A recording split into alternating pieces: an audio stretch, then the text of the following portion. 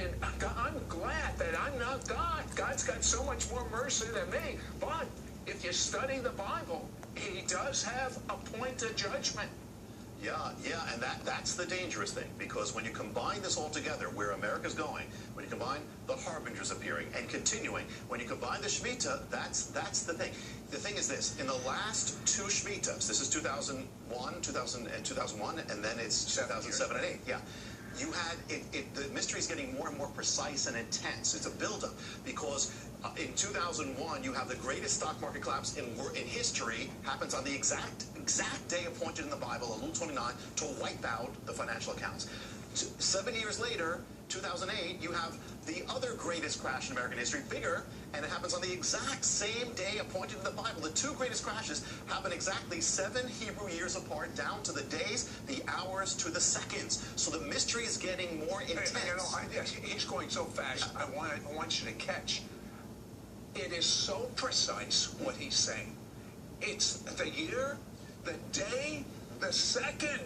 I mean, what an awesome God we serve.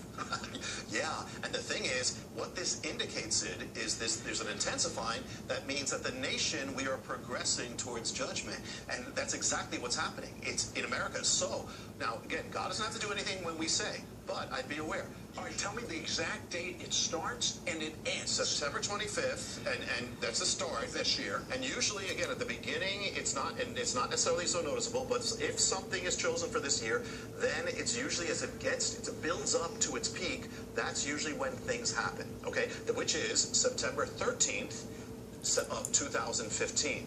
Now, there's also, we've talked about this before, happens to be with the blood moon period as well. Because the blood moon period is a year and a half. Well, we're in that half part, but the year, what's left, is totally Shemitah. So it's all happening at the same time as Shemitah. It's like a convergence of warnings. It seems. And the other thing is that, here's another thing, Sid. In the Bible, one of the signs of judgment is the darkening of the sun. Now, we're not saying every eclipse is. However, there's something there. Here's the thing. Get this. When that peak day comes, Elul 29, it's going to be a solar eclipse marking that day, the great day of nullification. At the end of the Shemitah is going to be a solar eclipse the same day. We talked about the tower, putting this all together. When that tower, when they just recently put the spire to make it the tallest in America, the day they put it up was another solar eclipse. And when the last time, Sid, when a solar eclipse happened on Elul 29, it was 1987, you had the greatest wipeout of Wall Street in history right after that. So not saying things have to, but things all right. This begs the question. You have been studying this, but not just studying as a scholar, which you are, but by revelation. I want you to tell me what you think is going to happen. I believe, whether it happens in this period or not, and I'd be ready, I believe, without any question, a great shaking is coming to America.